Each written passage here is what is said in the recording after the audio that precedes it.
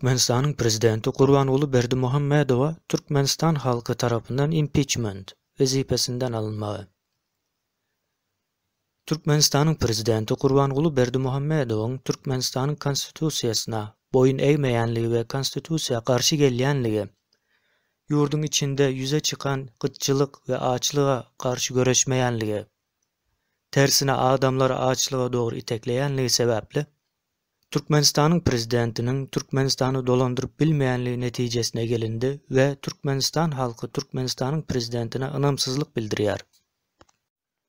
Bu babatda Türkmenistan'ın konstitusiýasynyň 57-nji maddasynyň 2-nji bendi, Türkmenistan'ın prezidenti konstitusiýany we kanunlary bozan halatynda Türkmenistan'ın meclisi Türkmenistan'ın prezidentine ynamsyzlyk bildirip biler.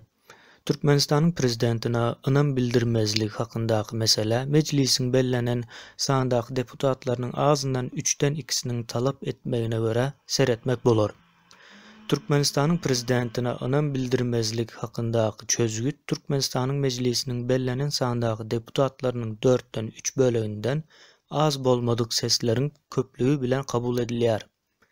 Türkmenistan'ın prezidentini wezipesinden çetleşdirmek hakyndaky mesele ähli halk sağlaşygyna goýulýar. Ara girýär.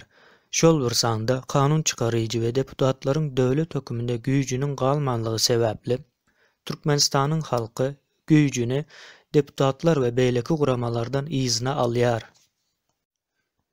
Türkmenistan'ın halkı bolan biz öz ykbalymyzy keskitlemek baradaky mizemes hukugymyzy esaslanyp watanymyzyň häzirki we gelecekde ykbaly üçin jogapkärçiligimizden uğralyp ata-babalarymyzyň agzy bir parahat we oňuşukly ýaşamagy ünden we setlerine öwrarlygymyzy beýan edip milli gymmatlyklarymyzy we behbitlerimizi gorap saklamagy, Türkmenistanyň garaşsyzlygyny, öz yktyýarlylygyny hemişelik bitaraplyk hukuk ýagdaýyny puktalandyrmagy maksat edinip her bir adamyň we raýatyň hukuklaryny hem azatlyklaryny kepillendirip jemgyýetde raýatlyk asudalygyny we milli agzybirligi üpçün etmäge, halk hakimiýetiniň hem-de demokratik, hukuk we dünýewi döwletiň esaslaryny berkarar etmäge çalışyp, Prezident Gurbanguly Berdimuhammedowyň Türkmenistanyň konstitusiýasyny, beýleki kada kanunlaryny gödök bozany we Türkmenistanyň konstitusiýasynda ýazylan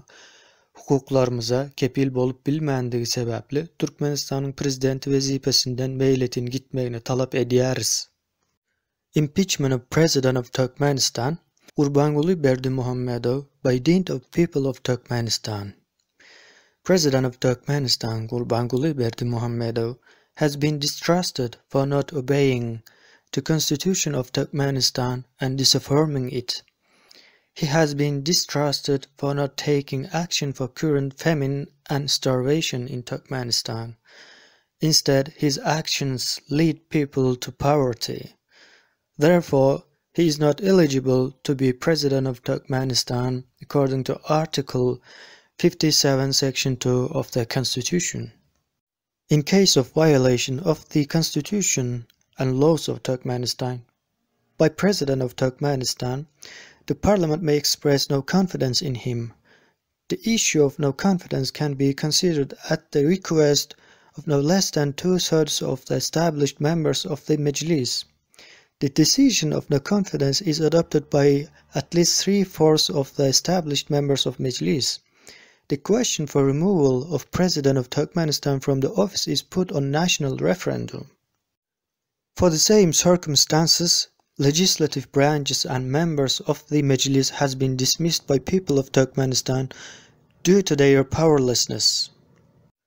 We, the people of Turkmenistan, based on our inalienable right to determine our destiny, proceeding from the responsibility for present and future of the motherland, expressing loyalty to the covenant of ancestors to live in unity, peace and harmony, with the aim of protecting the national values and interests, strengthening the independence, sovereignty, the status of permanent neutrality of Turkmenistan.